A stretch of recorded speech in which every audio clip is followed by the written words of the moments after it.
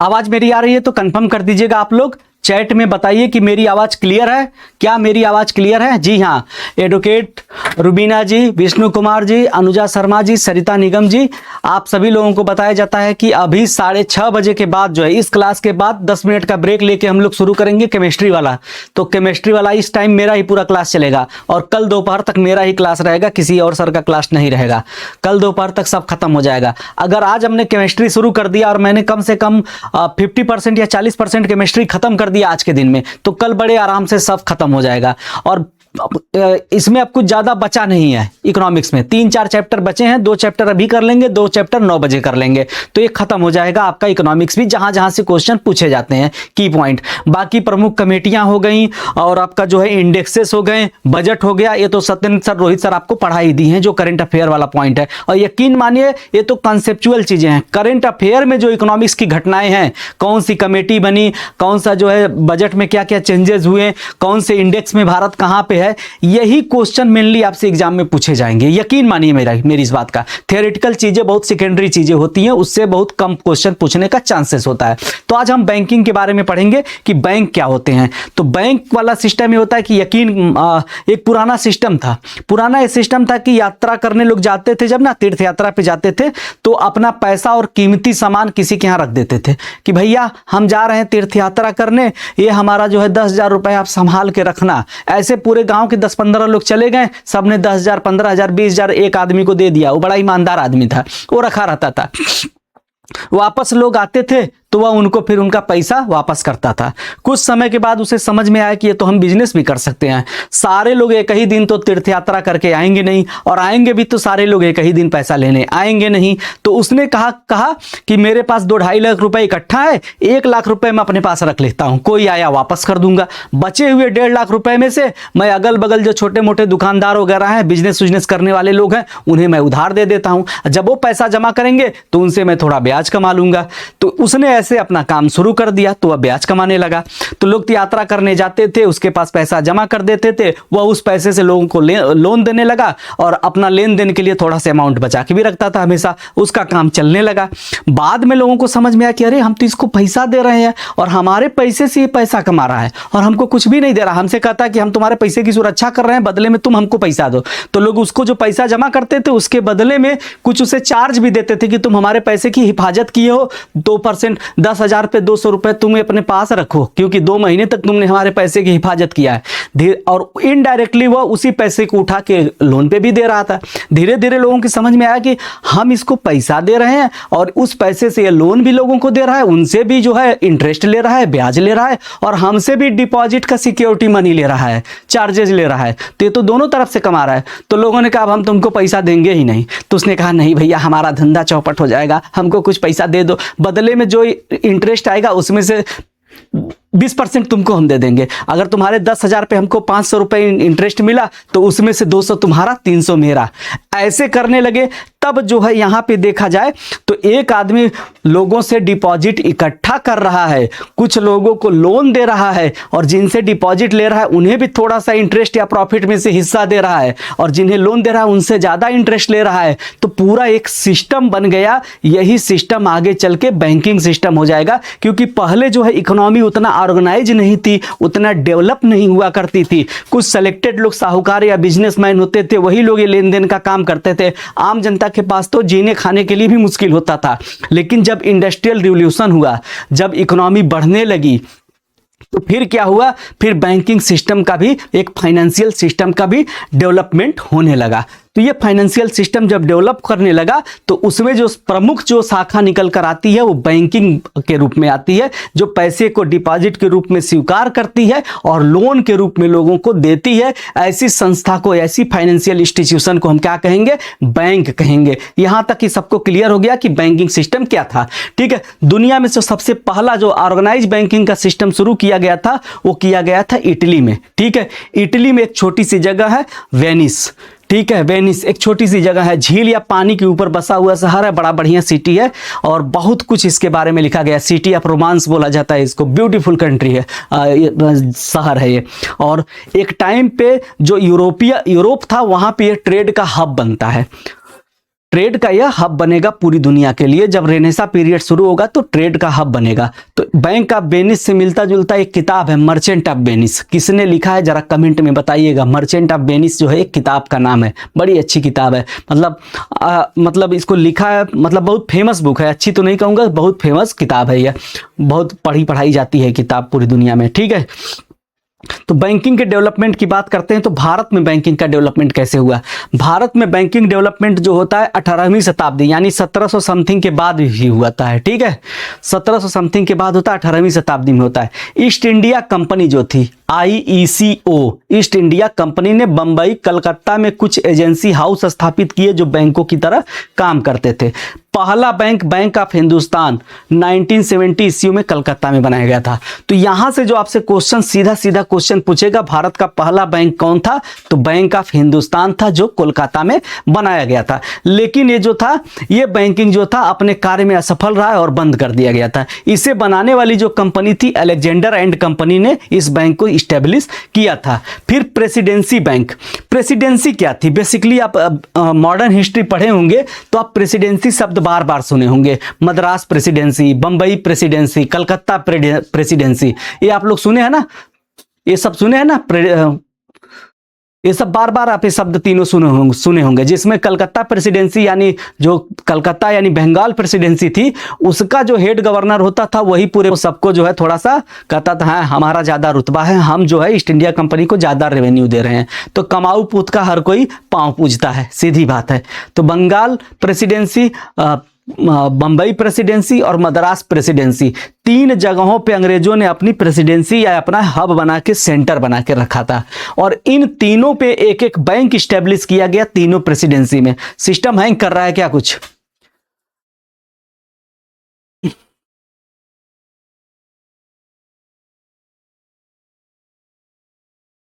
हाँ, William Shakespeare का था, विष्णु जी है। इसी में तो मर्चेंट ऑफ वेनिस में यू मर्सी नाम की पोएट्री थी। आपने कमेंट किया, मैं अभी देखा, ठीक है। आपने कमेंट किया, मैं अभी को कमेंट देखा हूं। कमेंट जो है मतलब दिख नहीं रहा था, अभी ऑन किया तो दिखने लगा है कमेंट, ठीक है। तो विलियम शेक्सपियर की ये रचना थी मर्चेंट ऑफ वेनिस। इसी में वो मर्सी नाम की सोनेट थी जो आप पढ़े रहे होंगे, ठीक है। वो पोर्सिया थी, वो जो है क्या निकोलस था, क्या नाम था उसका, साइलाक और निकोलस। पोर्सिया कहती है कि दया से बढ़िया कुछ नहीं, वो कहता दया नहीं हमको पैसा चाहिए सीधी बात है। तो कहती है कॉन्ट्रैक्ट में आपने लिखा है कि अगर ये पैसा सही टाइम पे जो है नहीं निकाल दे पाया निकोलस, तो आप उतना मांस उसके शरीर से 1 पाउंड या 2 पाउंड मांस निकालेंगे। तो कहता हाँ बिल्कुल निकालेंगे, कॉन्ट्रैक्ट यही लिखा है, हमारा पैसा नहीं दिए हैं तो यह होगा। देखिए उसमें एक बड़ी खूबसूरत बात है, मिडिवल हिस्ट्री का जो लिटरेचर है ना, जो थोड़ा सा टॉपिक से हट के बता रहे हैं, उसमें दिखाया गया है कि बेसिकली जो है साफ साफ मिडिवल एज की लिटरेचर साफ साफ दिखा रही कि यूरोप में यहूदियों से घृणा कैसे की जाती है। तो उस किताब में जो साइलाक है वो ज्यूस है, यहूदी है, और यहूदी लोग पैसे के पीछे थोड़ा सा उनका मनी माइंडेड ज़्यादा होते हैं, और ये सच है। आज भी दुनिया के सबसे बड़े फाइनेंशियल इंस्टीट्यूशंस उन्हीं के पास हैं। उसके पीछे वजह है कि ये लोग घृणा इसलिए करते थे कि जो अब्राहमिक रिलीजन है उसमें जो इस्लाम है और आपका ईसाई धर्म है, दोनों में ब्याज के लेन देन को बड़ा घृणित काम माना गया है। तो जब जिस काम को हम बड़ा घृणित मानेंगे उसे करेगा कौन? उसे तो ईसाई भी नहीं करेंगे, मुसलमान भी नहीं करेंगे। तो ये ब्याज का लेन देन उस समाज में रहने वाले यहूदी लोग करने लगे, तो उन्हें बड़ा घृणित समझा जाने लगा। और दोनों धर्म जो है करीब करीब 1000-1500 साल पहले आए हुए हैं, तो ये प्रक्रिया चलती रही। 15वीं शताब्दी के बाद जो होता है, 15वीं शताब्दी के बाद रेनेसा आता है, फिर इंडस्ट्रियल रिवॉल्यूशन आता है, दुनिया बिजनेस ओरिएंटेड हो गई और बिजनेस के लिए कैपिटल चाहिए। तो जो कम्युनिटी फाइनेंस का काम करती थी उसका बिजनेस वर्ल्ड पे पकड़ बढ़ गई, और जब पकड़ बढ़ गई तो इनडायरेक्टली आज के टाइम पे क्या है, जब तक जो है समाज बहुत धार्मिक होता था, बहुत ही धर्म और इन सब चीज़ों को मानता था, तो धर्म को चलाने वाले जो थे यानी कि थियोक्रेटिक सिस्टम था, तो धर्म के चलाने वाले लोगों का बहुत दबदबा था। आप 300 मूवी देखिए, लियोनाइडस जाता है, बार बार पुजारियों से कहता है कि मुझे पर्शियन से लड़ने की परमिशन दे दो, सेना लेके जाने दो। वो कहता नहीं, अभी समय सही नहीं है, क्योंकि वो पुजारी पहले ही रिश्वत ले चुका होता है वो पर्शियन लोगों से, वो मना करता है। उस समय जो है धर्म का प्रभाव ज़्यादा था, उसके प्रभाव में लोग थे। समय बदला धीरे धीरे, तो दुनिया जो है इकोनॉमिक प्रभाव में जीने लगी। अब जो है आज के टाइम पे इकोनॉमी रूल कर रही है, तो इकोनॉमी जब रूल करी गई तो जिसके पास कैपिटल होगा वह दुनिया को कंट्रोल करेगा। तो आज के टाइम पे अगर देखा जाए तो जो बड़े बड़े फाइनेंशियल इंस्टीट्यूशन है वो कर रहे हैं। तो उस किताब में वही दिखाया है, ध्यान से देखा जाए तो साइलाक को बुरा बताया गया उस किताब में कि वो मांस लेना चाहता था। तो लास्ट में जब वो नहीं मानता है तो पोर्सिया कहती है कॉन्ट्रैक्ट में मांस लेने की बात कही गई है, आप जरूर निकोलस का मांस निकाल लीजिए, लेकिन याद रखिए कॉन्ट्रैक्ट में खून की बात नहीं की गई है, तो उसका खून नहीं निकलना चाहिए, आप मांस निकाल लो, आप देख लो अपने से। तो ये कहानी थी मर्सी की, ये बड़ी अच्छी सोनेट थी, आप पढ़िएगा इसके बारे में। कभी कभी एक्स्ट्रा रीडिंग आपको थोड़ा सा अच्छा बना देती है अपनी बात को समझाने में, तो एक्स्ट्रा रीडिंग करते रहनी चाहिए। तो ये तीनों प्रेसिडेंसी थी, और इन तीनों प्रेसिडेंसी में एक एक बैंक जो थे वह खोले जाते हैं। और ये बैंक कौन खोलता है? ये निजी लोग खोलते हैं, प्राइवेट जो ओनर थे उसके जो लोग थे वो लोग खोले थे। ठीक है, सॉरी, ये जो बैंक थे कहाँ गया, निजी अंशधारकों द्वारा तीनों प्रेसिडेंसी में ये बैंक खोले गए थे। बाद में देखा जाए तो तीनों बैंक सरकार के नियंत्रण में थे, और सरकार ने भी इसमें शेयर खरीदा था। यानी ईस्ट इंडिया कंपनी जो थी, सरकार जो थी, बाद में जो गवर्नमेंट बन जाती है ना बाद में, देखिए तो 1843 में बैंक ऑफ मद्रास, 1840 में बैंक ऑफ बॉम्बे और बैंक ऑफ बंगाल, ये तीनों प्रेसिडेंसी के जो बैंक थे इनको बाद में मिला के इंपीरियल बैंक बनाया गया। इनको बाद में जब हम इंपीरियल बैंक बना दिए तो यही इंपीरियल बैंक आगे चल के क्या बन जाएगा, स्टेट बैंक ऑफ इंडिया बनेगा। तो ये जो तीनों प्रेसिडेंसी बैंक है पहले इंपीरियल बैंक बनेंगे और बाद में इनको हम क्या कह देंगे, इंपीरियल बैंक ऑफ इंडिया, और बाद में यही किस में कन्वर्ट हो जाएंगे, स्टेट बैंक ऑफ इंडिया में कन्वर्ट हो जाएंगे। अब यहीं से क्वेश्चन आपसे पूछेगा कि इंपीरियल बैंक ऑफ इंडिया का राष्ट्रीयकरण कब किया गया था? 1955 में किया गया था। इंपीरियल बैंक ऑफ इंडिया का नाम स्टेट बैंक ऑफ इंडिया कब रखा गया था? तो उसका नाम रखा गया था 1955 में यह किया गया था। उसका जो है नेशनलाइजेशन किया गया और उसका नाम जो है, ठीक है, उसका नाम जो है state bank of India convert कर दिया गया। ठीक है, इसके बाद 1860 में और भी बहुत सारे लिमिटेड लाइबिलिटीज वाले छोटे छोटे बैंक बनाए गए, जिनमें से इलाहाबाद बैंक है, अगर यूपी एपीओ है तो यह इंपॉर्टेंट हो जाता है। अवध कमर्शियल बैंक जो सबसे इंपॉर्टेंट बैंक इसलिए है क्योंकि इसको भारतीय लोगों ने चलाया था। तो Awadh commercial bank, Punjab national bank और इलाहाबाद बैंक, ये तीनों बैंक इंपॉर्टेंट है आपके एग्जाम के नजर से। इलाहाबाद बैंक 1865 में बना था। अवध कमर्शियल बैंक इसलिए इंपॉर्टेंट है कि ये पहला बैंक था जिसे भारतीय जो है ऑपरेट कर रहे थे। और पंजाब नेशनल बैंक इस तरह इंपॉर्टेंट है क्योंकि ये पूरी तरह से भारतीयों द्वारा स्थापित और संचालित किया गया था। और सबसे बड़ा इंपॉर्टेंट पॉइंट ये है इसमें, सबसे बड़ा इंपॉर्टेंट पॉइंट ये है कि इसमें जो है पंजाब नेशनल बैंक को फाउंड करने में जिनका सबसे बड़ा योगदान था वो थे लाला लाजपत राय। इस वजह से पंजाब नेशनल बैंक जो है बड़ा इंपॉर्टेंट हो जाता है। ठीक है, तो अब जो है डेवलपमेंट ऑफ बैंकिंग के बारे में हम लोग यहां तक बेसिक चीजें पढ़ चुके हैं जहां से क्वेश्चन पूछे जा सकते हैं। याद रखने वाले जो पॉइंट है आप ध्यान से सुनिएगा। पहला बैंक कौन बनाया था? ठीक है, पहला बैंक जो था वह इटली में बना था, वेनिस में। ठीक है, बैंक ऑफ वेनिस जो कोलैप्स कर जाता है। भारत में पहला बैंक कौन बना था? भारत में कौन सा पहला बैंक बना था? भारत में पहला बैंक कौन सा बना था? कमेंट में बताइए जल्दी से। भारत में पहला बैंक कौन सा बना था?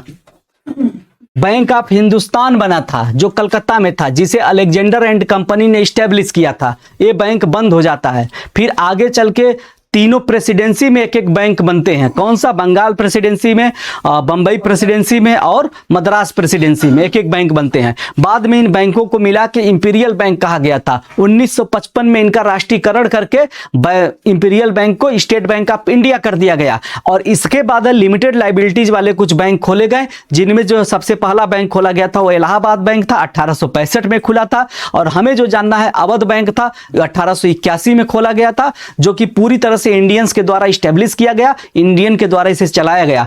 तो क्या नाम है, अवध बैंक जो था इंडियन के द्वारा चलाया जाता था। और पंजाब नेशनल बैंक जो है इंडियन ने ही इसे स्टैब्लिश किया और इंडियन लोग ही इसे चला रहे थे। पंजाब नेशनल बैंक इसलिए इंपॉर्टेंट है कि इसके फाउंडर मेंबर में लाला लाजपत राय जैसे शामिल थे, इस वजह से यह इंपॉर्टेंट हो जाता है।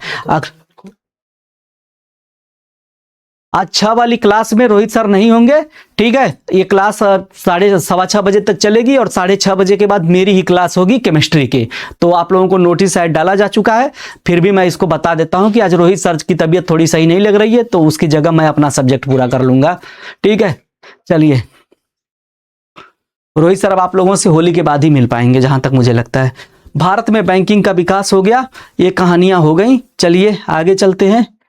डेवलपमेंट ऑफ बैंकिंग,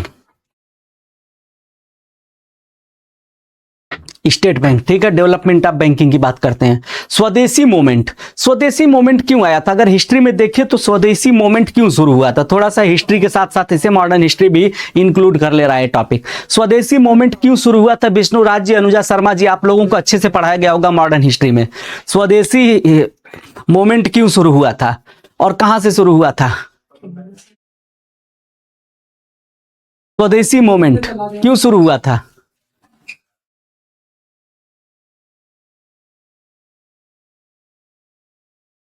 स्वदेशी मूवमेंट क्यों शुरू हुआ था? कमेंट में बताइए अनुजा जी, विष्णु जी। स्वदेशी मूवमेंट आपको याद होगा कि 1906 में शुरू होता है। 1905 में जो होता है आपका बंगाल विभाजन करते हैं लॉर्ड कर्जन, ठीक है। लॉर्ड कर्जन जो है वो बंगाल विभाजन करते हैं। उसी के बाद जो है जनता भड़क जाती है और स्वदेशी मूवमेंट शुरू हो जाता है, ठीक है। और ये बड़ा क्रांतिकारी घटना थी और इसी के बाद जो है भारत में क्रांति का एक दौर भी शुरू हो जाएगा स्वदेशी मूवमेंट के बाद से ही, ठीक है। तो आगे चलते हैं। तो स्वदेशी मूवमेंट के दौरान लोगों ने महसूस किया कि हमें अपने बैंक भी बनाने चाहिए। तो बैंकिंग सिस्टम भारत में डेवलप करने के लिए भारतीय लोगों ने स्वदेशी मूवमेंट के तहत इंस्पायर होकर बैंकिंग सिस्टम को डेवलप करना शुरू कर दिया था। इस सीरीज में central bank of India, bank of Baroda, Indian commercial bank, bank of Mysore, ये सारे बैंक खोले गए थे। फर्स्ट वर्ल्ड वार 1914 से लेकर 18 के बीच में जो है तीनों बैंक जो थे आपके प्रेसिडेंशियल बैंक, इसे इंपीरियल बैंक में बदल दिया गया था। ये पूरी वही कहानी है जो मैं आपको पीछे बता चुका हूं, उसमें कुछ खास नहीं है। लेकिन 1917 आते आते वर्ल्ड बैंक के दौरान भारत का जो यहाँ पे भारत था, अंग्रेज तो अपना यूरोप में लड़ ही रहे हैं, सेना लेके, भारतीय लोगों का रिसोर्स लेके, बहुत ज्यादा भारत से पैसा, धन संपत्ति, अनाज सब कुछ लेकर यूरोप चले गए वर्ल्ड वार के दौरान। 1914 से लेकर 1919 के बीच में जो वर्ल्ड वार हुआ था यूरोप में, जर्मनी, तुर्की, ये लोग एक तरफ थे, बाकी रेस्ट ऑफ यूरोप एक तरफ था, ये लोग लड़ाई कर रहे थे। उस दौरान अंग्रेजों ने भारत को भी अपने साथ शामिल कर लिया, because India was the object of Britain. तो इस दौरान भारतीय लोगों का शोषण बहुत ज्यादा हो गया, भारत की इकोनॉमी पूरी तरह से कोलैप्स कर गई, क्योंकि भारत का पूरा पैसा जो है कहां पे वो खींच के लेके चले गए, यूरोप में लेके चले गए। तो इस दौरान जो था भारत में जो फाइनेंशियल क्राइसिस शुरू हो गया। भारत में फाइनेंशियल क्राइसिस शुरू होगा, वर्ल्ड वार के बाद पूरी दुनिया में फाइनेंशियल क्राइसिस शुरू हो जाएगा। तो अब इस दौरान जो था, अब मुद्दा यह उठता है कि हम कैसे जो है अपने देश के अंदर फाइनेंशियल सिस्टम को सही करें। तो इसके लिए एक कमेटी बनाई जाती है, हिल्टन कमेटी। हिल्टन कमेटी या हिल्टन कमीशन जिसे बोलते हैं, इसे रॉयल कमीशन भी बोला जाता है, ठीक है। रॉयल कमीशन जो था, इसे रॉयल कमीशन बोला जाता है। हिल्टन यंग जो थे, ये इसके हेड थे, इसी वजह से इसे हिल्टन कमीशन भी बोला जाता है। और यह इस कमेटी का यही काम था कि हम भारत की इकोनॉमी में जो जो प्रॉब्लम आ रही है उसको हम स्टडी करेंगे। इसके लिए इन लोगों ने एक सेंट्रल बैंकिंग इन्वेस्टिगेशन टीम बनाई, जिसे हम सेंट्रल बैंकिंग इन्वेस्टिगेशन कमेटी कहते हैं। और इसने जो है पूरे भारत को जो है यह देखना शुरू कर दिया कि भारत में कहां कहां इकोनॉमिक प्रॉब्लम आ रहा है, कहां कहां बैंकिंग सिस्टम में दिक्कत आ रही है, करेंसी से रिलेटेड मनी प्रॉब्लम कहां कहां आ रही है। इसको पूरा स्टडी करने के लिए एक कमेटी बनाई गई थी। तो इस कमेटी को जो है बड़े इंपॉर्टेंट रिकमेंडेशन दिए गए थे, वो रिकमेंडेशन बड़े यूनिक थे, वो किताब पूछी जाती है, ठीक है। ये थे डॉक्टर अंबेडकर, डॉक्टर भीमराव अंबेडकर। इन्होंने एक किताब लिखी थी, बेसिकली इनकी पीएचडी की थीसिस थी। दो थीसिस जो थी डॉक्टर अंबेडकर की, एक जो था फाइनेंस कमीशन बनाने के लिए और एक आरबीआई बनाने के लिए, रिजर्व बैंक ऑफ इंडिया को बनाने के लिए। इनकी एक किताब थी problem of rupees, its origin and solution. ये बड़ी जबरदस्त किताब थी। इस किताब में भारतीय अर्थव्यवस्था को बड़े ऑर्गेनाइज तरीके से स्टडी किया गया था, पूरी थीसिस इसी पे थी। और इस थीसिस में उन्होंने इस किताब में बड़े रिकमेंडेशन दिए थे भारत में जो है मॉनेटरी रिफॉर्म के लिए, बैंकिंग सिस्टम के रिफॉर्म के लिए। तो बहुत सारे रिकमेंडेशन जो थे, ये जो हिल्टन यंग कमीशन ने स्वीकार किया इस किताब का, और इसका जबरदस्त प्रभाव था आरबीआई की स्थापना में। तो अब जो है आगे चल के आरबीआई 1 अप्रैल 1935 को इस्टेब्लिश कर ली जाती है, ठीक है। और इसका मेन पर्पज क्या था, भारत में जो था इकोनॉमिक स्टेबिलिटी मजबूत करना, ठीक है, भारत में जो है मॉनेटरी स्टेबिलिटी में मजबूत करना और बैंकिंग सिस्टम को मजबूत करना आरबीआई का जो है प्राइमरी काम था, ठीक है। 1 जनवरी 1949 को आगे चल के आरबीआई का नेशनलाइजेशन हो जाएगा, ठीक है, आगे चल के जो है आरबीआई का नेशनलाइजेशन हो जाएगा 1 जनवरी 1949 को। और इसके बाद जो है आरबीआई जो है भारत सरकार के कंट्रोल में आ जाएगा। भारत सरकार, अब 1949 में तो भारत आजाद हो चुका है ना, अब इसके बाद जो है आरबीआई के मेन काम क्या थे उसके ऊपर हम बात करेंगे। तो आरबीआई का मेन काम है, क्या क्या काम है। As a central bank, Bharat का केंद्रीय बैंक आरबीआई बन जाता है। और केंद्रीय बैंक के रूप में इसका क्या क्या काम था, केंद्रीय बैंक के रूप में इसका काम था इशूइंग न्यू करेंसी, करेंसी को इश्यू करना, यानी भारत में कोई भी करेंसी चलेगी वह सिर्फ और सिर्फ आरबीआई ही उसे इश्यू कर सकता है और किसी ऑर्गेनाइजेशन या संस्था के पास यह अधिकार नहीं होगा कि वह करेंसी इश्यू करे, एक्सेप्ट आप 1 रुपए का नोट और 1 रुपए का सिक्का जो फाइनेंस मिनिस्ट्री जारी करता है, ठीक है। तो आरबीआई जो है, आरबीआई सारे नोट छापेगा लेकिन 1 रुपए का नोट नहीं छापता, उसे फाइनेंस जो है फाइनेंस मिनिस्ट्री छापती है। और फाइनेंस के जो सचिव होते हैं, यानी भारत के वित्त सचिव जो होते हैं, फाइनेंस सेक्रेटरी जो होते हैं, उनका साइन 1 रुपए के नोट पे होता है। बाकी सारे नोट कौन छापता है, वह आरबीआई के हाथ में है, सारा का सारा नोट छापना आरबीआई के हाथ में है। पुराने नोट को नष्ट करना, जो पुरानी करेंसियां हैं, यानी पुराना रुपया जो है, जो नहीं एकदम खराब हो जाती है करेंसी, उसे नष्ट करना इसका काम है। सरकार का बैंक है, ये जो है बैंकर टू द गवर्नमेंट, जो ये भारत सरकार का जो बैंक कौन है, वो आरबीआई है। और केंद्र सरकार को भी ये पैसा देता है और राज्य सरकार को भी ये सपोर्ट करता है। बैंकों का बैंक, यानी बैंकर ऑफ बैंक्स, भारत के जितने बैंक है सब आरबीआई के कंट्रोल में रहेंगे। किसी को अगर बैंकिंग खोलना है तो वो अभी आरबीआई से ही लाइसेंस लेगा, ठीक है। तो बैंकों का बैंकर है, यानी किसी भी बैंक को अगर पैसे की जरूरत होती है, किसी भी बैंक के पास लिक्विडिटी की कमी हो जाती है, लिक्विडिटी मतलब हार्ड कैश की बात कर रहे हैं। जैसे आपके पास सोना है तो सोना एक हार्ड मटेरियल है, वह लिक्विड मटेरियल की कैटेगरी में नहीं है। आपके पास गाड़ी है, घर है, बंगला है, जमीनें हैं, वह लिक्विड स्टेज में नहीं है। लिक्विडिटी का मतलब फाइनेंस में होता है कि आप तुरंत उसे खर्च कर सकते हैं बिना किंतु परंतु के, तुरंत आप उसे खर्च कर दें, वह लिक्विडिटी की कैटेगरी में आता है। तो हार्ड करेंसी लिक्विडिटी का सबसे अच्छा एग्जांपल है। तो हार्ड करेंसी एकदम कैश जो होता है, अगर किसी बैंक को पैसा चाहिए तो किसके पास जाएगा, वो आरबीआई के पास ही जाएगा, ठीक है। नए बैंकों को लाइसेंस देना, विदेशी मुद्रा भंडारण का प्रबंधन, फॉरेन रिजर्व को मैनेज करना भी आरबीआई का काम है। और भारत में मनी सप्लाई को रेगुलेट करने के लिए क्या है, फॉर्मुलेटिंग मॉनेटरी पॉलिसी बनाना। सबसे इंपॉर्टेंट कामों में से यही है, बैंक का रेगुलेशन, फॉरेन करेंसी को रेगुलेट करना, अब भारत का जो है मॉनेटरी पॉलिसी बनाना। भारत की मार्केट में, भारत की अर्थव्यवस्था में कितना मनी सर्कुलेट होना चाहिए, कितना जो है बैंकों को कितना लोन देना चाहिए, किस रेट पे लोन देना चाहिए, ये सारा रेगुलेशन कौन करता है, ये सारा रेगुलेशन करता है अपना आरबीआई, ठीक है। कुछ डेवलपमेंट के भी काम करता है, जैसे लोगों को साक्षर करना। आजकल मैसेज आता है आरबीआई के जरिए, किसी भी अनजाने क्लिक को न छुएं, किसी भी अनजाने क्लिक को अगर क्लिक करिए, किसी से ओटीपी मत शेयर करिए। ये सब क्या है, ये सब जो है आरबीआई की पॉलिसी है कि पब्लिक जो है फाइनेंशियली अवेयर और जागरूक हो जाए, ताकि उसके साथ कोई फाइनेंशियल क्राइम या फ्रॉड न होने पाए। समावेशी विकास को प्रोत्साहित करना, इनकरेज इंक्लूसिव डेवलपमेंट, यानी कि आरबीआई चाहता है कि बैंकिंग सिर्फ बड़े शहरों में न रहे, ग्रामीण व्यक्ति और अनपढ़ आदमी भी बैंकिंग सेवाओं का आनंद ले पाए, बैंकिंग सेवाओं का लाभ उठा पाए। उसके लिए जो है इनकरेजिंग इंक्लूसिव डेवलपमेंट, यानी हर क्षेत्र में बैंकिंग का डेवलपमेंट हो।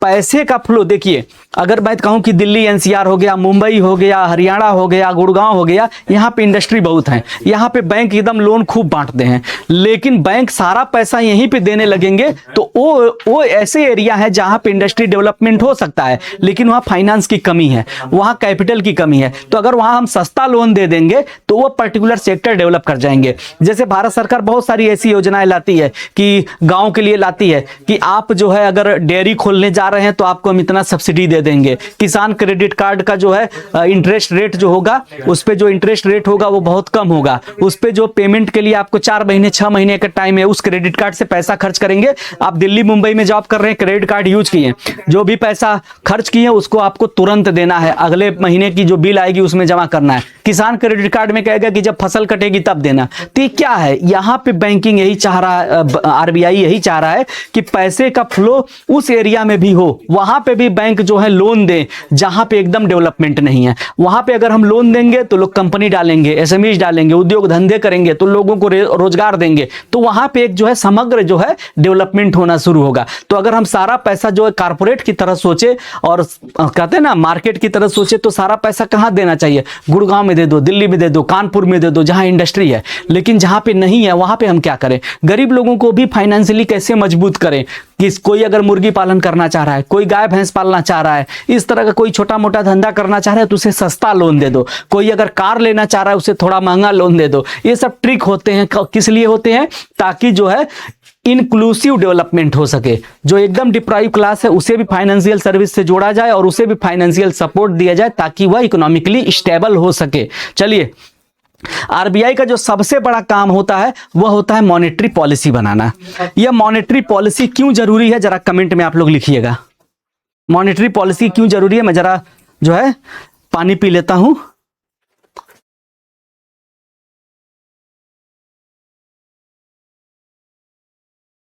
ठीक है, मॉनेटरी पॉलिसी क्यों जरूरी है, कमेंट में जरा लिखिएगा।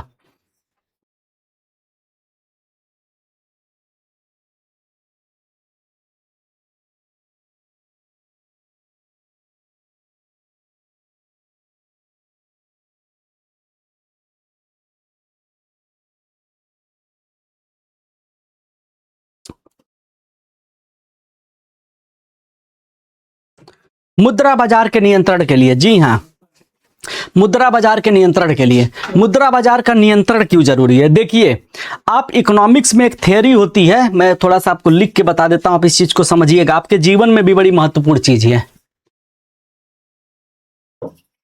वाटर,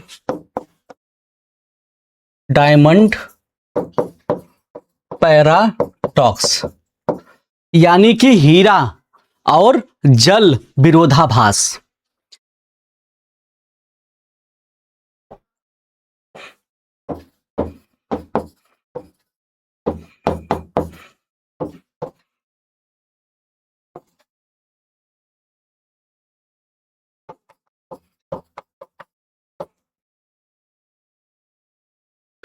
ठीक है, दो चीजें हैं, वैल्यू ऑफ यूज है और मार्केट वैल्यू है। अगर मैं डायमंड की बात करता हूं, डायमंड की अगर मैं बात करता हूं तो इसका वैल्यू ऑफ यूज कुछ भी नहीं है। और अगर मैं डायमंड का जो होता है, डायमंड का अगर मार्केट प्राइस देखूं, हीरे का मार्केट प्राइस बहुत हाई है, कोई यूज नहीं है फिर भी इसका मार्केट प्राइस बहुत हाई है।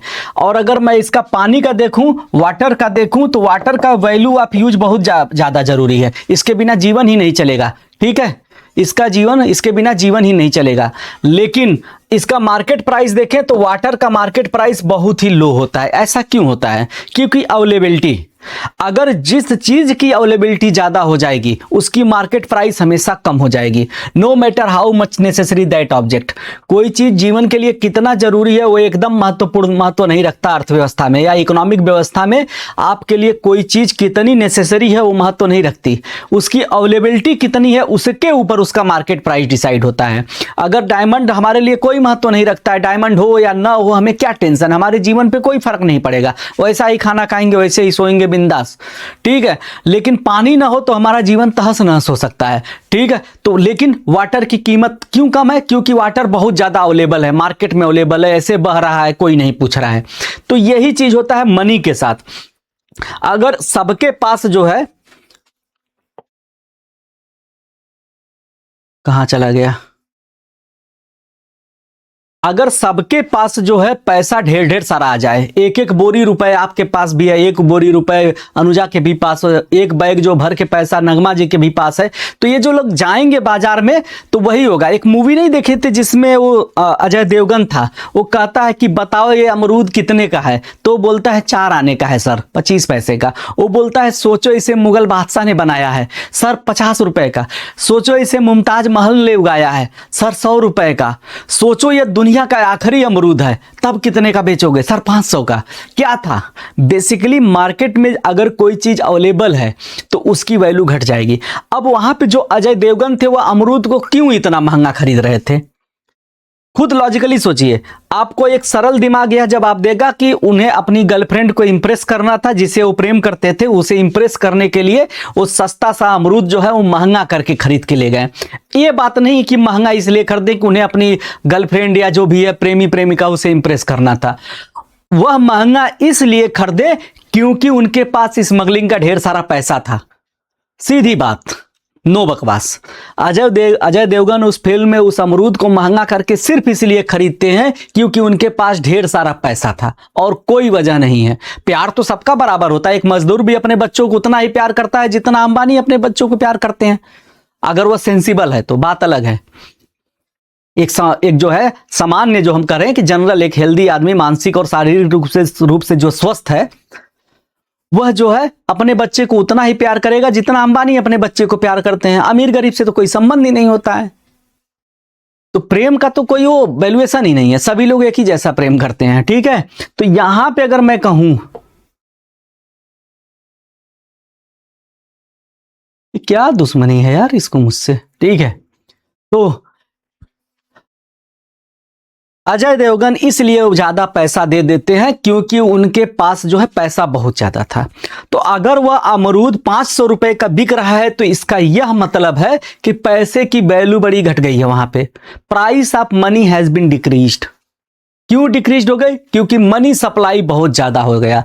अगर वहीं पे आके बोले कि वहीं पे जो है क्या बोलते हैं, मार्केट में जो सप्लाई और आपूर्ति विभाग होता है, क्या नाम उसका होता है, जो भी है आपूर्ति विभाग होता है, जो मार्केट का प्राइस वगैरह देखने के लिए डिपार्टमेंट होते हैं, कंपटीशन कमीशन ऑफ इंडिया है, आरबीआई है, वहीं पे आके उस दुकानदार को पकड़ ले कि तुम 25 पैसे का अमरूद 500 में कैसे बेच सकते हो, तो प्राइस को स्टेबल करने की कोशिश की जाएगी।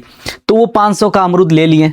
अब खुद सोचिए कि वो अमरूद खरीदने जा रहे हैं और उनका पैसा कोई ले ले, तो सारा पैसा उनका जो है हमने कर दिया। अब कहेंगे अब तुम्हारे पास 5 ही रुपए हम छोड़ेंगे, अब ले लो 500 का अमरूद, नहीं ले पाएंगे।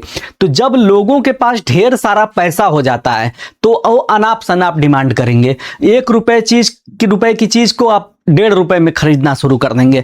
ऐसे क्या होता है? ऐसे हो जाता है इन्फ्लेशन, मार्केट में चीजों के दाम बढ़ने शुरू हो जाते हैं, तो रुपए की वैल्यू घट जाएगी, और जब रुपए की वैल्यू घट जाएगी तो बहुत सारी दिक्कतें आना शुरू हो जाएंगी।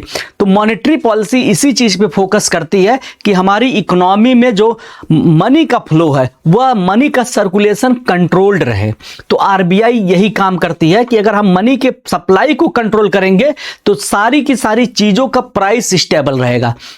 आप देखेंगे एक चीज को बड़े ध्यान से बता रहे हैं आपको, मिडिवल हिस्ट्री में पढ़े होंगे, एक राजा ऐसा था जो प्राइस कंट्रोल कर रहा था।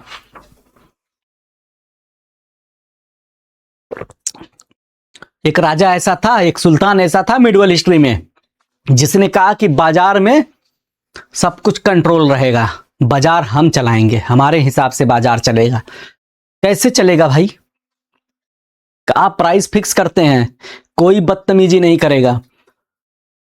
उस राजा का नाम जरा बताइएगा जरा मुझे, किसी को तो पता होगा 100%। अगर पढ़े होंगे मिडिवल हिस्ट्री, बार बार उस राजा का जिक्र आता है, बड़ा इंपॉर्टेंट राजा है वो। अलाउद्दीन खिलजी, बाजार व्यवस्था, सहनाए मंडी उसने स्टेब्लिश किया। और कौन कौन से थे? और जासूस रखे बाजार में कि तुम जासूसी, कोई भी बदतमीजी करे, कोई भी प्राइस उल्टा पुल्टा करे तो तुम ले लो। अब एक चीज देखिए, उसे आखिर ये करने की जरूरत क्या थी? अलाउद्दीन खिलजी को आखिर क्या जरूरत थी बाजार को कंट्रोल करने का? कभी सोचा इस पे? कमेंट में बताइएगा, अगर हिस्ट्री ठीक से पढ़े होंगे तो बता देंगे।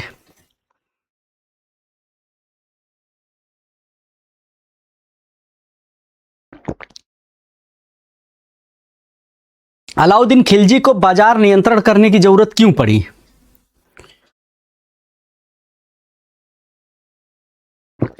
और भारत में मॉनेटरी पॉलिसी की जरूरत क्यों पड़ती है। दोनों का बड़ा गहरा संबंध है, अभी कोरिलेट कर देंगे तो आप समझ जाओगे। जल्दी जल्दी टाइप करिए, अलाउद्दीन खिलजी को बाजार नियंत्रण की क्यों जरूरत पड़ी।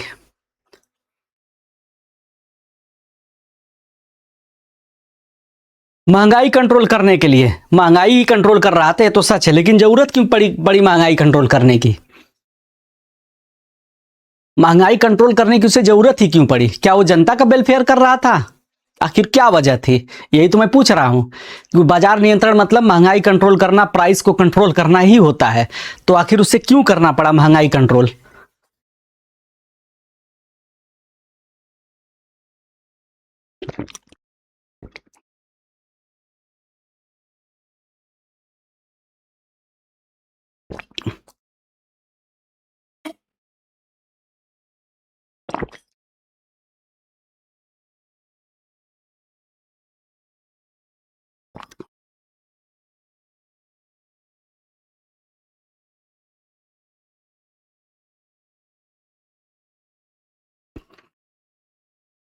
कमेंट में बताइए जल्दी से।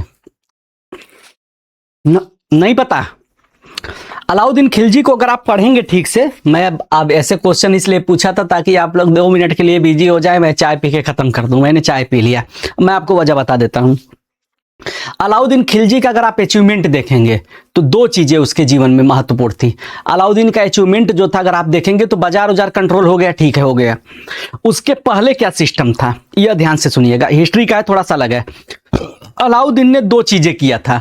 एक, दक्षिण भारत तक पहुंचने वाला पहला सल्तनत पीरियड का वह शासक था जिसने दक्षिण भारत तक, देवगिरी तक अपनी सेना भेजी थी, साउथ में भेजा था, ठीक है। मलिक कफूर को भेज दिया कि जाओ साउथ जीत के आओ। दूसरा पॉइंट यह था कि अलाउद्दीन खिलजी के टाइम पे सबसे ज्यादा जो है मंगोल आक्रमण हुए थे, ठीक है, सबसे ज्यादा मंगोल आक्रमण अलाउद्दीन खिलजी के टाइम पे हुए थे। मैं दिख रहा हूं कि नहीं दिख रहा हूं, वीडियो हैंग तो नहीं हो गया। अलाउद्दीन खिलजी के टाइम पे जो है सबसे ज्यादा जो है मंगोल आक्रमण हुए थे। दोनों ही कंडीशन के लिए उसे एक मजबूत सेना की जरूरत थी और इसलिए उसने कहा कि हम मजबूत सेना बनाएंगे। और जब सेना बनाया गया तो उसने एकता देने की प्रथा बंद कर दिया कि हम सेना नायकों को, आर्मी के जो लोग हैं, जनरल टाइप के, कैप्टन टाइप के लोग जो हैं, आर्मी अफसर क्लास के लोग हैं, इनको हम जमीन नहीं देंगे, जमीन देंगे फिर जमींदार बनेंगे, परेशान करेंगे। उसने परमानेंट सेना भर्ती शुरू किया और जब परमानेंट भर्ती करना शुरू किया सेना का, तो अपने सैनिकों को फिक्स सैलरी दिया कि सालाना तुम्हारी सैलरी यह होगी। और जब उसकी फिक्स सैलरी है, मान लेते हैं 100 रुपए उसने फिक्स कर दिया एक सैनिक का, तो उस सैनिक को अपने पूरे परिवार का पालन पोषण उसी 100 रुपए में पूरे साल करना है। तो अगर मार्केट का प्राइस फ्लक्चुएट होगा, ऊपर नीचे भागेगा, तो ऐसे केस में कैसे वो सैनिक अपना सर्वाइवल करेगा। और जब वो फाइनेंशियली स्टेबल नहीं होगा अपने घर में, तो लड़ने क्यों जाएगा। तो अपनी सेना को स्टेबल करने के लिए उसे बड़ी सेना की जरूरत थी। तो बड़ी सेना बड़ा खर्चा मांगती है, तो बड़ा खर्चा करने के लिए राजा का रेवेन्यू ज्यादा होना चाहिए। तो राजा का उतना रेवेन्यू था नहीं, तो उसने कहा कि अगर हम मार्केट का प्राइस ही लो कर देंगे तो हम बड़ी सेना को कम खर्चे में बड़े आराम से मैनेज कर लेंगे। नतीजा क्या हुआ इसी मार्केट कंट्रोल से उसने एक बड़ी सेना रखी, मंगोलों को भी निपटाया, साउथ इंडिया को भी कॉन्क्वेर किया। ठीक है, क्लियर हो गया ये बात। भारत सरकार भी कुछ ऐसा ही चाहती है कि अगर हम मॉनेटरी पॉलिसी के जरिए मार्केट में चीजों के प्राइस को कंट्रोल कर पाएंगे, मार्केट में चीजों के प्राइस को कंट्रोल कर पाएंगे, तो हमारी बड़ी पॉपुलेशन जो है कम से कम महंगाई कम होगी। जब हम मार्केट प्राइस को कंट्रोल करेंगे तो चीजों के दाम जो है कंट्रोल में रहेंगे, तो हमारी बड़ी पॉपुलेशन जिसकी पर कैपिटा इनकम बहुत कम है, वो आराम से अपनी बेसिक जरूरतों को तो पूरा कर ले। और जनता की जब बेसिक जरूरतें पूरा होंगी तो सरकार के खिलाफ विद्रोह नहीं होगा, देश स्मूथली चलेगा, सरकार का फोकस दूसरे डेवलपमेंट प्रोग्रामों की तरफ रहेगा। अगर जनता की बेसिक जरूरतें नहीं पूरा होगी, जनता बवाल करेगी। आप खुद सोचिए, एक बड़ी फेमस शायरी है उनका, क्या नाम है, गोपाल दास नीरज नाम है उनका, बड़े फेमस पोएट हैं। ठीक है, उनकी एक बड़ी अच्छी खूबसूरत सी शायरी है। तन की हवस मन को गुनाहगार बना देती है, बाग के बाग बीमार बना देती है, भूखे पेट को देशभक्ति सिखाने वालों, भूख इंसान को गद्दार बना देती है। क्या नाम उनका, गोपाल दास नीरज की कविता है, बड़े फेमस कवि थे, उन्होंने कहीं लिखा था ये बात, मैंने पढ़ा था, याद आ गया तो मैं आपको बता दे रहा हूं। तो भारत सरकार भी यही चाहती है कि अगर लोगों का पेट भरा रहेगा तो लोग जो है उल्टा पलटा काम नहीं करेंगे। अब मान लीजिए कोई आदमी 10 दिन का भूखा है, अब उसे पेट उसका नहीं भर रहा है, जेन्युइन बात कर रहा हूं, वो चोरी करेगा तो फिर उसके पीछे पुलिस दौड़ेगी तो सरकार को एडमिनिस्ट्रेशन पे ज्यादा खर्चा करना पड़ेगा। तो बेहतर हम ऐसी पॉलिसी लाएं जहां पे प्राइस जो है कंट्रोल रहेगा, लोग आराम से जो है कम से कम सर्वाइव तो कर पाए। यही नीति है हमारी किसमें, मॉनेटरी पॉलिसी में। मॉनेटरी पॉलिसी का मेन पर्पज यही है कि यह मॉनेटरी पॉलिसी जो होती है यह करती क्या है कि मार्केट में चीजों का प्राइस जो है कंट्रोल रहे, अनकंट्रोल्ड फॉर्म में न बढ़ जाए। यानी एक जो 10 रुपए का ब्रेड है वो 10 का ही बिके, 20 रुपए वाला ब्रेड 20 का बिके। अगर 20 वाला ब्रेड 50 का हो जाए तो, अगर जो दूध है वह 100 रुपए किलो हो जाए तो, पेट्रोल 500 रुपए लीटर हो जाए तो नतीजा क्या होगा, सब तरफ हाहाकार मच जाएगा। तो इसीलिए मॉनेटरी पॉलिसी जरूरी है कि हमारे जो है हमारे देश में चीजों के दाम जो है कंट्रोल रहें। और साथ ही साथ अगर मैं जो चीज आज 10 रुपए की खरीद रहा हूं वही चीज अगर मैं कल को 20 रुपए का खरीदूंगा तो इसका क्या मतलब है, इसका यह मतलब है कि चीजें जो है महंगी हो गई हैं। लेकिन दूसरा यह मतलब निकलता है कि मेरे रुपए की वैल्यू घट गई है। और रुपया छापता कौन है? सरल भाषा में अगर मैं कहूं कि मैं कोई सामान बना रहा हूं, मान लेता हूं मैं कोई सामान बना रहा हूं और उस सामान की वैल्यू घट जाए तो क्या मेरी क्रेडिबिलिटी अच्छी रहेगी मार्केट में? कोई सामान मैं बना रहा हूं और खरीदने वाले जो है उस सामान के लिए मुझे जो है कह रहे हैं कि तुम जो काम कर रहे हो, मान लेते हैं मैं पेन बना रहा हूं, 1 घंटे में काम करता हूं, मुझे 100 रुपए मिल जाते हैं पेन बनाने पे। 1 घंटे मैंने काम किया, 1 घंटे काम का मुझे 100 रुपए मिल रहा है। अगले दिन अगला कह रहा है कि नहीं, अब तुम 2 घंटे काम करोगे तब तुम्हें 100 रुपए मिलेगा। यानी मेरे श्रम या मेरे स्किल की वैल्यू घट गई ना। अब तो यही होगा। तो करेंसी कौन छापता है? भारत सरकार के अंडर में आरबीआई छाप रहा है। अगर करेंसी की वैल्यू घट गई तो एक तरह से भारत सरकार की भी तो क्रेडिबिलिटी खतरे में आएगी, तो विश्वसनीयता खतरे में आएगी। अर्थव्यवस्था में क्राइसिस दिखेगा, फॉल्ट लाइन दिखेगी कि इस देश की करेंसी बहुत ज्यादा फ्लक्चुएट हो रही है, यह स्टेबल करेंसी नहीं है, फॉरेन इन्वेस्टमेंट नहीं आएगा, कोई आपकी इकोनॉमी पे भरोसा नहीं करेगा, कोई ट्रेड आपके साथ करेगा तो उधार माल नहीं देना चाहेगा। तो बहुत सारे इसके साइड इफेक्ट होने शुरू हो जाएंगे। तो हमारी मॉनेटरी पॉलिसी क्या है? मॉनेटरी पॉलिसी वह प्रक्रिया है जिसके माध्यम से एक सेंट्रल बैंक यानी भारतीय रिजर्व बैंक अर्थव्यवस्था में मुद्रा की आपूर्ति और ब्याज दरों को नियंत्रित करता है। ठीक है, ब्याज दरों को नियंत्रित करता है। इसका मूल उद्देश्य प्राइस का स्टेबल बनाए रखना होता है, इकोनॉमिक ग्रोथ को प्रोत्साहित करना होता है, फाइनेंशियल स्टेबिलिटी को जो है अश्योर करना होता है। मौद्रिक नीति के उपकरणों को 2 मुख्य श्रेणियों में बांटा गया है। तो आरबीआई कैसे कैसे मॉनेटरी पॉलिसी को चलाता है? तो मॉनेटरी पॉलिसी जो है रुपए की वैल्यू को स्टेबल करना, रुपए की वैल्यू को स्टेबल करके इकोनॉमी को स्टेबल करना है। ठीक है, मॉनेटरी पॉलिसी का मेन पर्पज है कि हम रुपए की वैल्यू को, हम रुपए के प्राइस को हम कंट्रोल करेंगे, स्टेबल करेंगे, जिससे हमारी इकोनॉमी भी स्टेबल हो जाएगी। तो यह करने के लिए आरबीआई के पास 2 तरह के टूल होते हैं। एक जो होता है आरबीआई क्या करेगी? फॉर्मेशन ऑफ मॉनेटरी पॉलिसी करेगी। ठीक है, मॉनेटरी पॉलिसी कब करेगी? और दूसरा हो जाता है देखिए, एक हो जाता है हमारा मात्रात्मक उपकरण, क्वांटिटेटिव टूल। क्वांटिटेटिव टूल क्या होता है और दूसरा जो होता है क्वालिटेटिव टूल क्या होते हैं। अब इनके बारे में हम बताते हैं। ठीक है, अब यहां पे देखिए कैसे कैसे करता है, इसको हम समझने का प्रयास करते हैं। भारत में आरबीआई जो होता है मॉनेटरी पॉलिसी को जब फॉर्मेट करता है, बनाता है, तो इसके लिए भारत में आरबीआई के पास एक कमेटी है, जैसे हम मॉनेटरी पॉलिसी कमेटी कहते हैं। इसमें 4 मेंबर होते हैं। ये लोग 2-2 महीने पे मीटिंग करते हैं और जरूरी होता है तो मॉनेटरी पॉलिसी में कुछ न कुछ बदलाव करते हैं। ठीक है, मॉनेटरी पॉलिसी में कुछ न कुछ बदलाव करते हैं। तो ये लोग क्या क्या करते हैं जरा देखते चलते हैं। 2 महीने के अंदर एक मीटिंग होती है और उस हिसाब से करते हैं। इनका उद्देश्य तरलता, लिक्विडिटी, मनी फ्लो को कंट्रोल करना, लिक्विडिटी और मनी फ्लो को कंट्रोल करना इनका पर्पज होता है कि इकोनॉमी में ज्यादा पैसा सर्कुलेट न होने पाए। ठीक है, आगे क्या करते हैं आरबीआई? क्या करता है आरबीआई? बैंक बैंक क्या सरकार को पैसा देगा और बैंक के जरिए पैसा जनता के पास पहुंचेगा। अगर जो है आरबीआई लिक्विडिटी को बढ़ा दे, यानी आरबीआई से पैसा ज्यादा मात्रा में बैंक के पास जाएगा, तो बैंक जो है ज्यादा लोन देंगे, और जब ज्यादा लोगों के पास बैंक लोन देंगे तो लोग ज्यादा जो है सामान खरीदेंगे, ज्यादा सामान खरीदेंगे तो मार्केट में जो है चीजों के दाम बढ़ना शुरू हो जाएंगे। लोगों के पास ज्यादा पैसा होगा तो ज्यादा खरीदारी करेंगे ही। वो सेब का दाम, वो अमरूद जो है 500 रुपए का लेना शुरू कर देंगे तो चीजों के दाम बढ़ेंगे। तो लोगों के पास से अगर पैसे को आरबीआई निचोड़ ले, खींच ले, वापस निकाल ले, वापस ले ले, तो क्या होगा? लोगों के पास कम पैसा होगा तो लोग गैर जरूरी चीजों पे ज्यादा पैसा खर्च नहीं करेंगे, मार्केट में प्राइस जो है चीजों का नीचे आना शुरू हो जाएगा। जैसे आरबीआई कह दे सारे बैंकों को कि हम कार लोन जो है अब से 15% कर देते हैं। अब कार लोन 15% हो गया तो कार खरीदने वालों की संख्या बहुत कम हो जाएगी। ठीक है, कार खरीदने वालों की संख्या कम हो जाएगी, नतीजा कार की डिमांड कम हो जाएगी तो उसका प्राइस घट जाएगा। जब कार का डिमांड कम हो जाएगा तो कंपनियों को भी तो कार बेचना है, वो अपना प्रॉफिट मार्जिन कम करके कहेंगे कार सस्ती हो गई, ले लो ले लो ले लो। ठीक है, यह तरीका होता है। तो मार्केट में अगर लिक्विडिटी बढ़ेगी तो डिमांड बढ़ जाएगी, लोगों के पास पैसा जाएगा, लोग खरीदना शुरू कर देंगे, और जब डिमांड बढ़ेगी तो महंगाई बढ़ जाएगी। एक अकेला बाजार में एक अकेला टमाटर बेचने वाला हो, सभी लोग उसी के पास जा रहे हैं टमाटर लेने, वो टमाटर महंगा कर देगा क्योंकि डिमांड ज्यादा हो गई।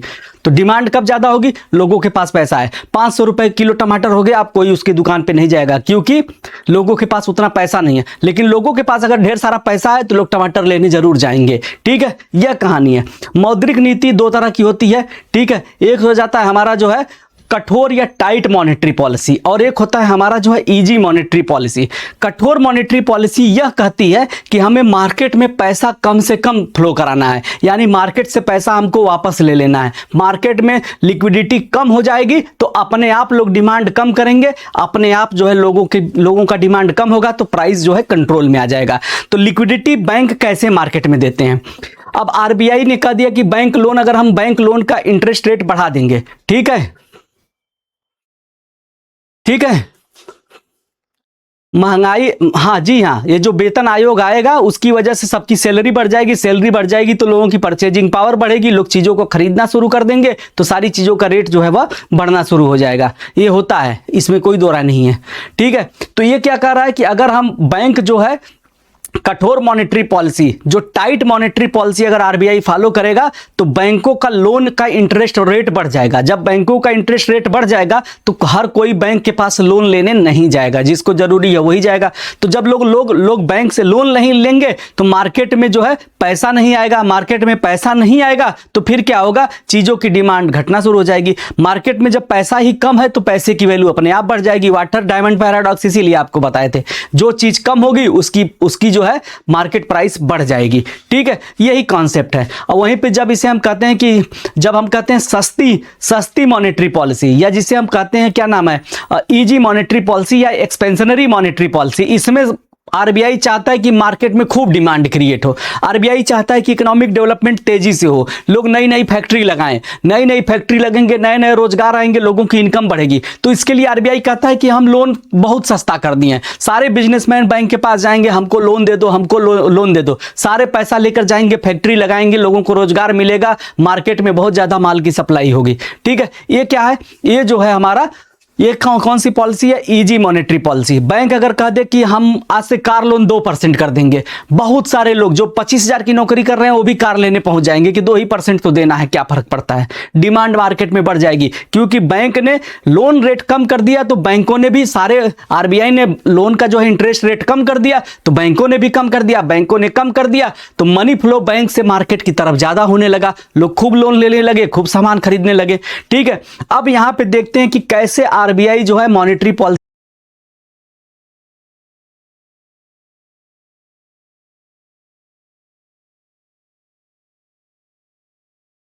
अप्रोच, और एक होता है क्वालिटेटिव अप्रोच। क्वांटिटेटिव अप्रोच ये कहता है कि जैसे एप्पल का हाल हो गया, जी हाँ, ये कह सकते हैं, एप्पल फोन, आईफोन की बात कर रहे हो ना आप, मरे पड़े हैं लोग एप्पल आईफोन के लिए। पता नहीं क्या मेंटेलिटी है यार इन लोगों की, मेरे समझ में नहीं आता लोग कितना बीमार हो सकते हैं। मैं तो उसका सोचता हूँ, जया किशोरी जी का, पहले तो मुझे बहुत अच्छी लगती थी वो, मैं उनका सोच रहा था कि वो एक जगह भाषण दे रही है कि नहीं सब मोह माया है, आपको कोई भी चीज खुशी नहीं दे सकती, कोई भी सामान आपको भौतिक चीजें सुख नहीं दे सकती। और एक इंटरव्यू में कह रही है मैं मतलब पूरी तरह से एप्पल आईफोन के लिए ऑब्सेस्ड हूं, मुझे वो चाहिए तो चाहिए तो चाहिए। अरे धन्य हो देवी, रुक जाओ तुम जरा, क्या कर रहे हो? ये होता है, लोगों का माइंडसेट ही ऐसा है। अभी आप देखेंगे ना, हम लोग जब भारतीय समाज की मैं बात कर रहा हूँ स्पेशली, कुछ लोग अपवाद भी हो सकते हैं, सबको कहना जाति हो जाएगी। भारतीय समाज में बच्चा जन्म लेता है, उसके बाद उसके रहने खाने पीने कपड़े लत्ते एजुकेशन पे जितना पैसा पूरा 25 साल तक खर्च होता है, उससे कहीं ज्यादा पैसा उसकी शादी में एक बार में खर्च हो जाता है। मतलब उसकी 25 साल के जीवन से बड़ा उसकी शादी होती है। ले पैसे नोट उड़ रहे हैं, गड्डियां उड़ रही हैं, पार्टी यार नाइट चल रही है, दोस्त वहां मतलब महंगा महंगा डीजे बज रहा है, क्या है उससे अच्छा वो पैसा जो है वो पैसा इन्वेस्ट कर दिया जाता उसके ऊपर, क्या नाम है, एजुकेशन के ऊपर इन्वेस्ट कर दिया जाता है। चलिए, तो बैंक रेट कैसे करता है, आरबीआई क्या करता है? आरबीआई जो होता है रेपो रेट के जरिए, कितना टाइम हो गया? टाइम हो गया है ना, 10 मिनट में ये टॉपिक खत्म करते हैं।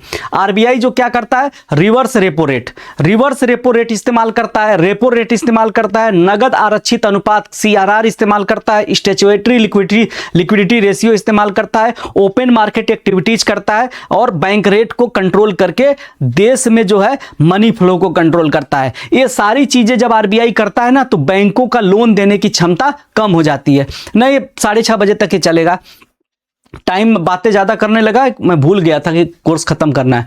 क्वांटिटेटिव अप्रोच कहता है कि क्रेडिट राशनिंग, नैतिक दबाव, मोरल शासन और मार्जिन लिमिट। तो चलिए रेपो रेट क्या होता है? रेपो रेट जो होता है ना, बेसिकली वह रेट ऑफ इंटरेस्ट होता है जिसपे आरबीआई कमर्शियल बैंक को शॉर्ट टर्म लोन देता है। अगर जैसे कोई बैंक है, एसबीआई है, आपको कहीं लोन देना है, आपके पास उतना पैसा नहीं है, आप भागे भागे जाएंगे आरबीआई से, कहेंगे मुझे पैसा दे दो, तो आरबीआई कहेगा ठीक है 20% पे ले जाओ। आप 20% से जब बैंक से लोन लेकर जाएंगे आरबीआई से, तो अगला किसी बिजनेसमैन को या इंडस्ट्रियलिस्ट को जब लोन देंगे तो आप लाजमी है कि 25, 30, 35% पे देंगे। नतीजा क्या होगा? इंटरेस्ट रेट अगर आरबीआई ने बढ़ा दिया रेपो रेट, तो आगे आप मार्केट में भी हाई इंटरेस्ट रेट पे लोन बांटोगे। जब मार्केट में कमर्शियल बैंक हाई रेट पे इंटरेस्ट रेट पे जब लोन बांटेंगे, तो पैसे की जो है लिक्विडिटी मार्केट में कम हो जाएगी, उस पैसे को लेने वाले, लोन लेने वाले कम हो जाएंगे, लोन लेने वाले कम हो जाएंगे, तो इकोनॉमी में पैसे का कमी हो जाएगी, जिससे क्या होगा? पैसे की कमी होगी, रुपए की करेंसी या मुद्रा की कमी होगी, तो मुद्रा यानी मनी की वैल्यू बढ़ जाएगी, यानी कि प्राइस जो है वो कंट्रोल में आ जाएगा। अगर वही रेपो रेट आरबीआई कम कर दे तो सारे बैंक भागे भागे आएंगे, क्योंकि आरबीआई से लोन लेना सेफ होता है ना। अगर आरबीआई इंटरेस्ट रेट कम कर दे तो बैंक भागे भागे इसके पास आएंगे, कहेंगे हाँ बहुत सही है, आरबीआई से ले लो, सस्ता रेट ऑफ इंटरेस्ट है, ठीक है ठीक है, कोई बात नहीं। नगमा जी थोड़ा सा पीछे जाके देख लीजिएगा, इकोनॉमी केमिस्ट्री का जो है टॉपिक वाइज है, कोई इश्यू नहीं होगा, आप थोड़ा सा बैक में जाके देख लीजिएगा। थोड़ा 5-10 मिनट रुक के ही करेंगे, 6:35 6:40 पे शुरू करेंगे, ठीक है। तो क्या होगा? रेपो रेट, रेपो रेट जो होता है अगर बढ़ा देगा बैंक, आरबीआई रेपो रेट बढ़ाएगा तो बैंकों को महंगा लोन मिलेगा, बैंकों को महंगा लोन मिलेगा तो बैंक अपने कस्टमर को महंगे लोन पे देंगे। तो जब महंगा इंटरेस्ट रेट होगा तो लोग वैसे भी बैंक से लोन नहीं लेंगे, तो इकोनॉमी में जो है पैसे का सर्कुलेशन जो है कम होगा। नतीजा क्या होगा? रुपए की जो है वैल्यू या मनी की जो है वैल्यू बढ़ जाएगी, लोग चीजों के दाम घट जाएंगे, ठीक है। आगे चलते हैं।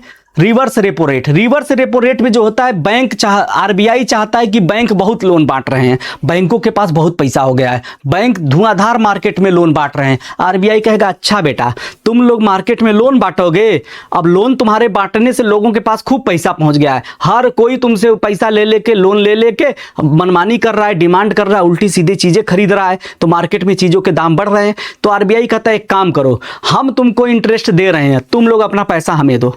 तो सारे के सारे बैंक भागे भागे आरबीआई के पास जाएंगे। आप खुद सोचिए, बिजनेसमैन तो विजय माल्या भी हो सकता है, वो पैसा लेके बैंक का भाग गया, तो आरबीआई तो नहीं भागे ना, भागेगा एसबीआई का पैसा लेके।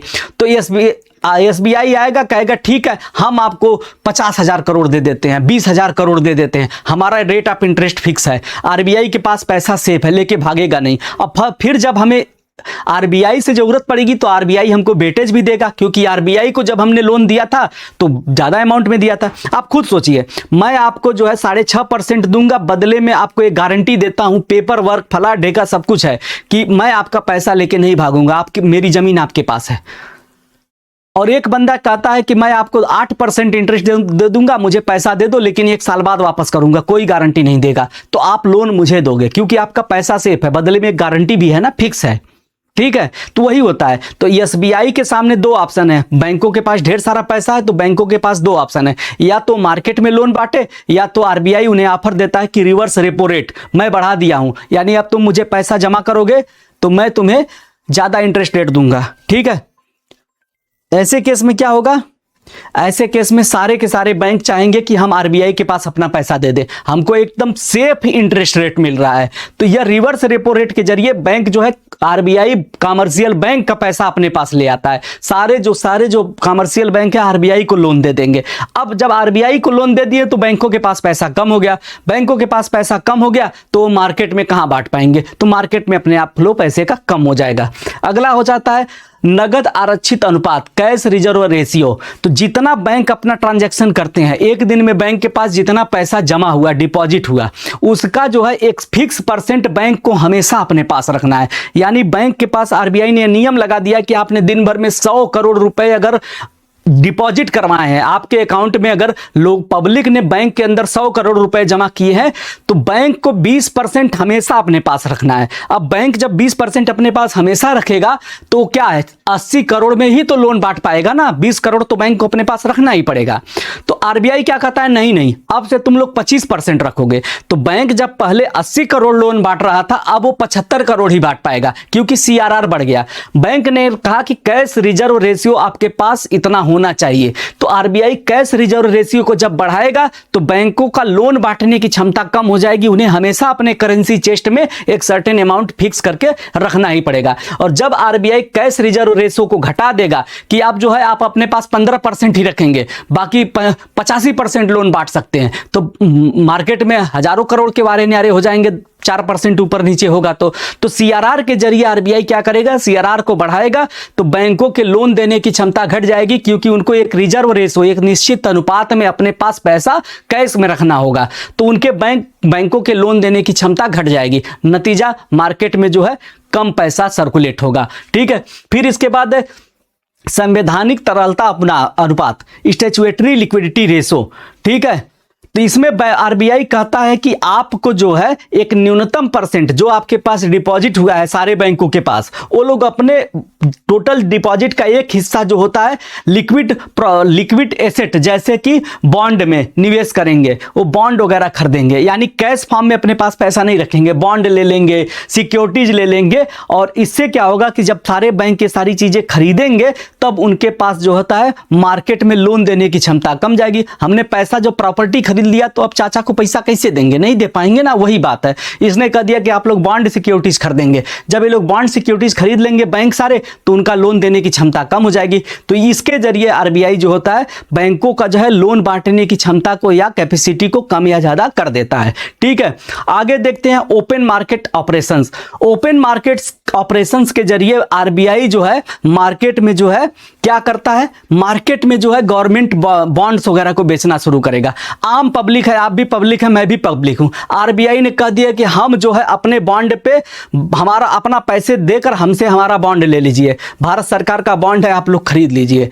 सब लोग लग गए लाइन में खरीदेंगे, हम जो है 15% इंटरेस्ट देंगे, 10 साल बाद आपका बॉन्ड मैच्योर हो जाएगा, फिर अपना पैसा आप लोग ले जाइएगा विथ इंटरेस्ट। सारे लोग सोचने लगे कि बैंक में रखे थे तो 5% 4% लोन पे हमको इंटरेस्ट देता था, एक काम करते हैं आरबीआई का जो है बॉन्ड ही खरीद लेते हैं। जब आरबीआई का सबने बॉन्ड खरीद लिया, नतीजा क्या हुआ, लोगों के पास से पैसा कहां चला गया, आरबीआई के पास चल गया, सबको पेपर वाला बॉन्ड मिल गया, और वो बॉन्ड 20 साल बाद वापस 15 साल 10 साल जो भी मैच्योर होने का टाइम है उतने बाद वो उससे कैश करा पाएंगे। तो लोगों के पास जब पैसा ही कम हो गया, वो बॉन्ड खरीदने में पैसा खर्च कर दिए, तो मार्केट में अब पैसा वो लोग कम खर्च करेंगे। नतीजा क्या होगा, डिमांड घटेगी, प्राइस ऑफ मनी जो है वो बढ़ जाएगी, ठीक है। बैंक रेट, बैंक रेट वह रेट है जिसपे आरबीआई कमर्शियल बैंकों को लॉन्ग टर्म के लिए लोन देता है। यह भी अगर आरबीआई बढ़ा देगा तो क्या होगा, बैंकों का रेट ऑफ इंटरेस्ट बढ़ जाएगा, लोग लोन नहीं ले पाएंगे। तो बेसिक चीजें हैं जो इसमें है, ठीक है। दूसरा हो जाता है क्वालिटेटिव टूल्स। क्वालिटेटिव टूल्स के जरिए क्या होता है, क्वालिटेटिव टूल्स के जरिए आरबीआई क्या करता है, वह कहता है कि कुछ क्षेत्रों में जो है इंटरेस्ट रेट घटेगा बढ़ेगा। जैसे क्या है, साख राशनिंग, क्रेडिट राशनिंग, ठीक है। अब सरकार का कुछ उद्देश्य होता है, सरकार का यह उद्देश्य होता है कि सरकार चाह रही है कि उत्तर प्रदेश में डेयरी उद्योग बढ़े, तो कह देगा कि सारे बैंकों को अपने लोन का, सारे बैंक जो है कई तरह का लोन देगा। अरे घर बनाने के लिए लोन दे देगा, हाउसिंग लोन दे देगा, कार लोन दे देगा, गाड़ी खरीदने का लोन दे देगा, क्रेडिट कार्ड के रूप में लोन दे देगा। बहुत तरीके से बैंक लोगों को लोन देता रहता है, ठीक है। तो बैंक, आरबीआई ने कह दिया कि आप जितना भी लोन देंगे उसका 25% सिर्फ और सिर्फ डेयरी उद्योग को देंगे। इसे राशनिंग बोलते हैं। मान लेते हैं कोई बैंक 100 करोड़ का लोन बांट रहा है इधर उधर, तो आरबीआई ने कह दिया कि आपको जो है 100 करोड़ में से 25 करोड़ जो है डेयरी उद्योग को ही लोन देना पड़ेगा। और डेयरी उद्योग में भी उन्हें देना पड़ेगा, जो छोटे उत्पादक हैं उन्हें देना पड़ेगा, बड़े को नहीं दे सकते।